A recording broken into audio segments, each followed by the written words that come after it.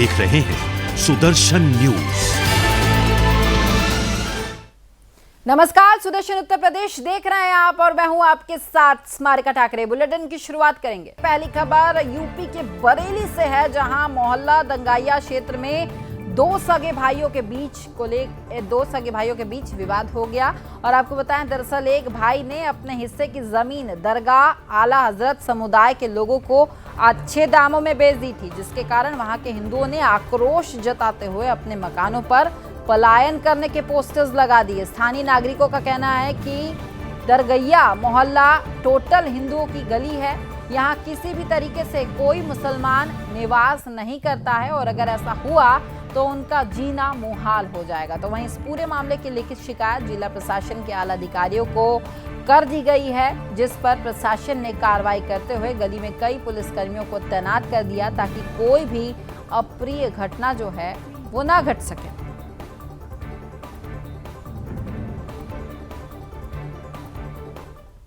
ये गली में एक मकान का सौदा मोहम्मद लोगों से कर दिया गया है जी। तो पीछे से एरिया में रास्ता बनाना चाहते हैं जी, तो इस वजह से लोगों को अपना हमारी जो गली है हाँ जी, तो टोटल हिंदू गली है जी, उसमें उनको मतलब ये है कि उनका जब रास्ता उधर से निकलेगा तो उससे जनजीवन पे सारे पे असर पड़ेगा। वैसे हम लोगों में आपस में कोई इस प्रकार का विरोध या वो नहीं है। मामला है हिंदू पक्षकार है जी, वो अपना मकान मुसलमान को बेच रहा है जी, उसने रजिस्टर्ड एग्रीमेंट कराया है। उसके विरोध में यहाँ के तमाम हिंदू परिवार धरने बैठे हुए हैं।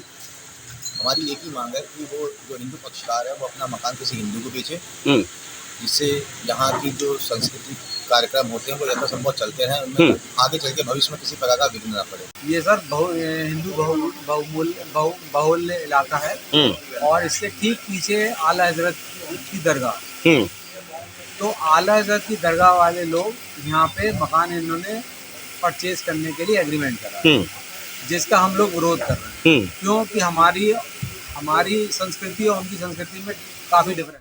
अब खबर यूपी के कानपुर से है, जहां महापौर प्रमीला पांडे ने बंद पड़े मंदिरों का निरीक्षण कर नगर निगम के लिए एक आदेश जारी किया, जिसमें मुस्लिम बहुल क्षेत्र में बंद पड़े या कब्जा किए गए मंदिरों को खोलने और कब्जा मुक्त कराने की बात कही गई है। इस दौरान उन्होंने सदन में प्रस्ताव पास करने का आश्वासन भी दिया है। उन्होंने अपने बयान में कहा कि जब मुगलों का शासन था तो मंदिरें तोड़कर मस्जिदें बनवाई गई, लेकिन अब उन्हें फिर से मंदिर बनाया जाएगा। तो वहीं उनके इस बयान पर शहर के काजी ने कटाक्ष करते हुए कहा कि मंदिर और मस्जिद इबादत करने की जगह है और ऐसा करने से उन्हें कोई नहीं रोक सकता। और ये भी कहा कि इस तरह के मुद्दे उठाकर सियासी तौर पर लोगों को बांटने की जो कोशिश है वो की जा रही है। ये ताला क्यों बंद किया इसने?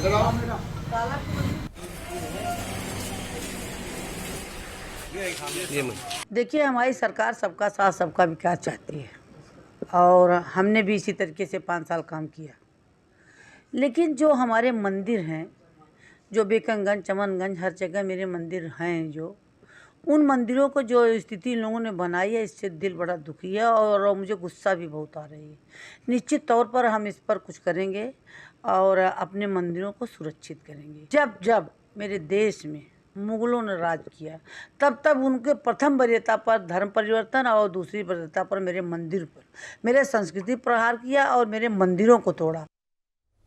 अब खबर यूपी के मुरादाबाद से है, जहां सहसपुर स्थित राशन के गल्ला गोदाम पर 10 कट्टे गल्ला उतार जाने का विवाद हो गया, जहां पहले से मौजूद दबंगों ने राशन डीलर्स के बेटे पर हमला बोल दिया और सूचना पाकर इब्राहिमपुर गांव के प्रधान और उसके चचेरे भाई मौके पर पहुंचे तो वहां मौजूद लोगों ने उस पर भी धारदार हथियार से हमला कर दिया। इससे भाजपा समर्थित प्रधान के अलावा उनके साथ आए लोग जो थे वो घायल हो गए हैं। तो वहीं घायलों को अस्पताल के लिए ले जाया गया, जहां से उन्हें जिला अस्पताल में भर्ती कराया गया है। इस पूरी घटना के बाद आरोपी धमकी देकर फरार हो गया है। खूनी संघर्ष की सूचना के बाद सीओ गणेश गुप्ता और साथ ही कोतवाली प्रभारी अमित कुमार मौके पर पहुंचे। दरअसल गांव इब्राहिमपुर में काफी समय से ग्राम प्रधानी को लेकर दो पक्षों के बीच विवाद चल रहा है। मौजूदा ग्राम प्रधान साजिश हुसैन बीजेपी के समर्थित है और पूरे गाँव में प्रधानी के चुनाव को लेकर तनातनी का माहौल बना हुआ है। फिलहाल पुलिस ने कई आरोपियों के खिलाफ मामला दर्ज कर लिया है और अभी जांच में पुलिस जुटी हुई है।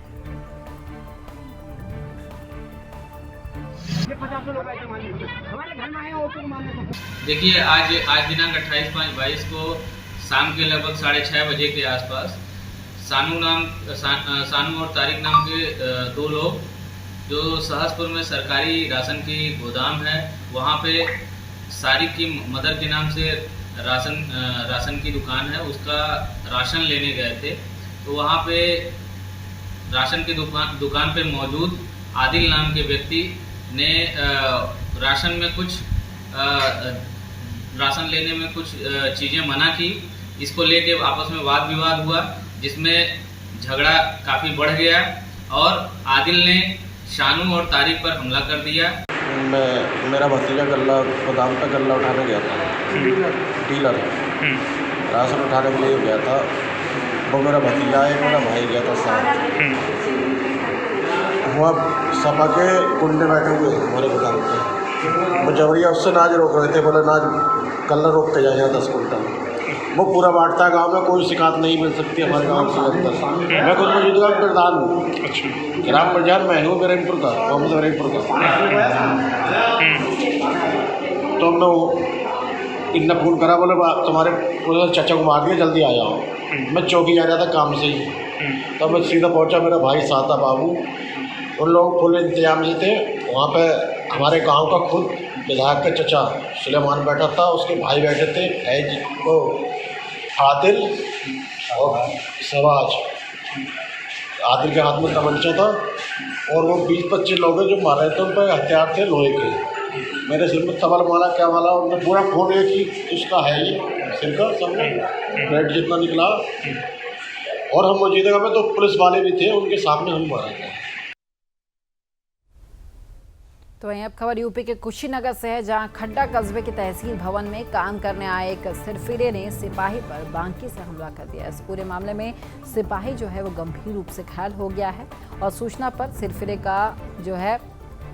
सिरफिरे को पकड़ने के लिए पहुंचा खड्डा थाने का सिपाही भी अब जख्मी हो गया है। हालांकि बाद में पुलिस ने सिरफिरे को गिरफ्तार कर लिया। दरअसल सिपाही को सुभाष चौक के समीप मामूली बात को लेकर कहासुनी हो गई थी। लोगों के अनुसार जब सिपाही ने शराब के नशे में खड़े सिरफिरे को किनारे हटने को कहा तो सिरफिरे ने कमरे से बांकी निकाल लाया और इसके बाद सिपाही की गर्दन पर वार कर दिया, जिससे सिपाही जख्मी होकर जमीन पर गिर गया।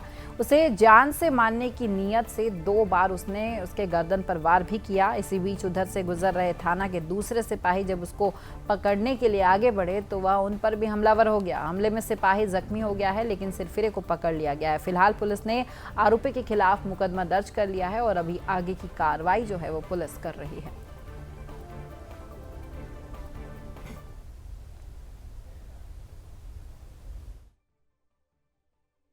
कांस्टेबल मासूम अली, जो कि पुलिस लाइन कुशीनगर में कार्यरत है, आज एक जांच के सिलसिले में बयान देने हेतु सीओ खड्डा ऑफिस गए हुए थे।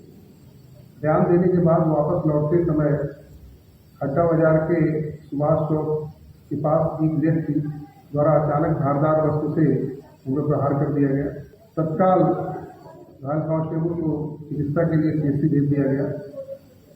आरोपी व्यक्ति को पुलिस द्वारा हिरासत में लिया गया। उससे पूछताछ के दौरान उसने अपना नाम रजनू खान, सना सैफू खान, निवासी धर्मदासपुर, थाना कुड़ेभार, जनपद सुल्तानपुर बताया तथा वह विगत 1.5 माह से खड्डा में ही कचहरी परिसर में हो रहे निर्माण कार्य में लेबर के रूप में कार्य कर रहा था। अब खबर यूपी के चंदौली से है, जहां सीएम योगी के निर्देश पर सड़क सुरक्षा को लेकर महकमे में अलर्ट मोड पर आ गया है और इसी के तहत एसपी अंकुर अग्रवाल के निर्देशन में सभी थाना प्रभारियों के नेतृत्व में पुलिस द्वारा पैदल मार्च कर सड़क और बाजारों में व्याप्त अवैध अतिक्रमण, संदिग्ध व्यक्तियों और साथ ही वाहनों की चेकिंग जो है वो लगातार की जा रही है। तो वहीं सीओ रामवीर सिंह के नेतृत्व में पुलिस ने हाईवे की पटरियों पर जो है वाहन, ट्रक और कार समेत 2 पहिया और 3 पहिया वाहनों का चालान किया है और इस दौरान हाईवे पर अनाधिकृत रूप से खड़े ट्रकों और साथ ही सर्विस रोड पर अवैध अतिक्रमण किए हुए कुल 36 वाहनों का चालान किया गया है, जिसमें 10 2 पहिया वाहन भी शामिल बताए जा रहे हैं।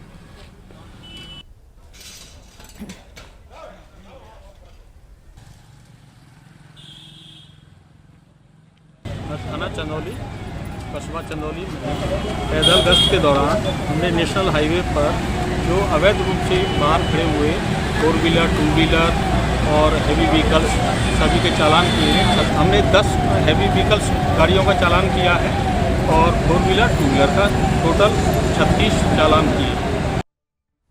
अब खबर यूपी के बुलंदशहर स्थित धमेड़ा से है, जहां एक युवक के द्वारा दूसरे युवक पर हमला करने की लाइव वीडियो सामने आया। दरअसल एक युवक ने बस से उतरते ही दूसरे युवक पर धारदार हथियार से वार कर दिया। युवक वीडियो में लहूलुहान दिखाई दे रहा है। तभी आसपास खड़े आधा दर्जन युवकों ने हिम्मत दिखाते हुए हमलावर युवक को मौके पर ही पकड़ लिया है। तस्वीरों में आप देखिए, वीडियो में आप देख सकते हैं, और उसकी जमकर पिटाई भी यहां की जा रही है, जिसके बाद घायल युवक को जिला अस्पताल पहुंचाया गया, लेकिन उसकी हालत को देखते हुए डॉक्टर्स ने हायर सेंटर से उसे रेफर कर दिया। ये बताया जा रहा है कि एक दिन पहले दोनों के बीच किसी बात को लेकर कहासुनी हो गई थी। फिलहाल पुलिस ने हमलावर को गिरफ्तार कर लिया है और पुलिस आगे की कार्रवाई अभी कर रही है।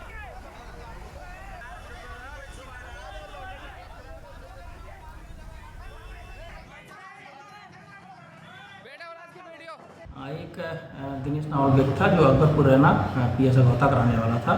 यह प्रतिदिन बस से यहाँ आता था और टिर्री किराए पर लेके चलाता था। एक जितेंद्र नामक व्यक्ति था जो धमेड़ा अड्डा का ही रहने वाला था। उससे कल टिर्री में बैठने को लेकर या कोई और बात को लेकर के कुछ विवाद हुआ था। आज जब वो बस से उतरा है तो जितेंद्र पहले से वहाँ पर खड़ा मौजूद था और उसने बलकटी ली हुई थी, उससे उस पर वार किया है, गले पर उसके वार किया था। उसको इलाज के लिए ले जाया गया, लेकिन इलाज के दौरान ही उसकी मृत्यु हो गई है। उसको पकड़ लिया गया है, जितेंद्र को पकड़ लिया गया है। बाकी वैधानिक कार्रवाई मुकदमा कायम करके कराया जाएगा। अब खबर यूपी के जलेसर से है, जहां डीएम और एसएसपी की अध्यक्षता में थाना दिवस कार्यक्रम संपन्न हुआ और इस दौरान 11 प्रार्थना पत्र निस्तारण के लिए आए हैं, जिनमें से 5 का मौके पर ही निपटारा कर दिया गया और शेष पत्रों का निस्तारण के लिए संबंधित विभागों के कर्मचारियों को सौंप दिया गया है। तो वहीं जिला अधिकारी अंकित अग्रवाल ने बताया कि थाना दिवस का उद्देश्य मौके पर राजस्व वादों का निस्तारण करना और अन्य समस्याओं के निस्तारण के लिए होता है।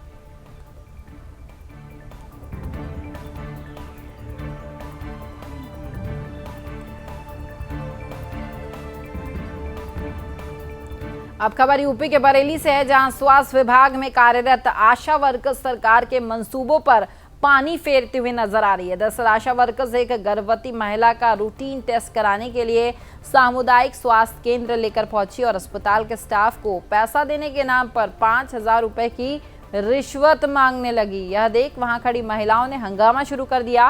तो वहीं इस पूरे मामले में सामुदायिक स्वास्थ्य केंद्र के चिकित्सा प्रभारी डॉक्टर अजमेर सिंह ने यह बताया कि मामला उनके संज्ञान में आया है, जिस पर वह गंभीरता से आशा के खिलाफ अग्रिम विभागीय कार्रवाई जो है वो करेंगे।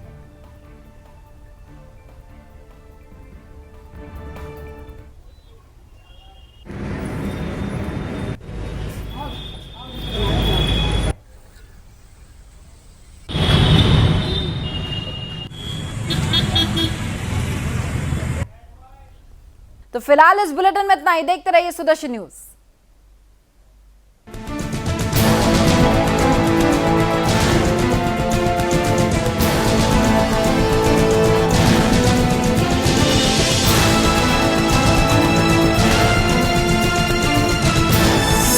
आप देख रहे हैं सुदर्शन न्यूज।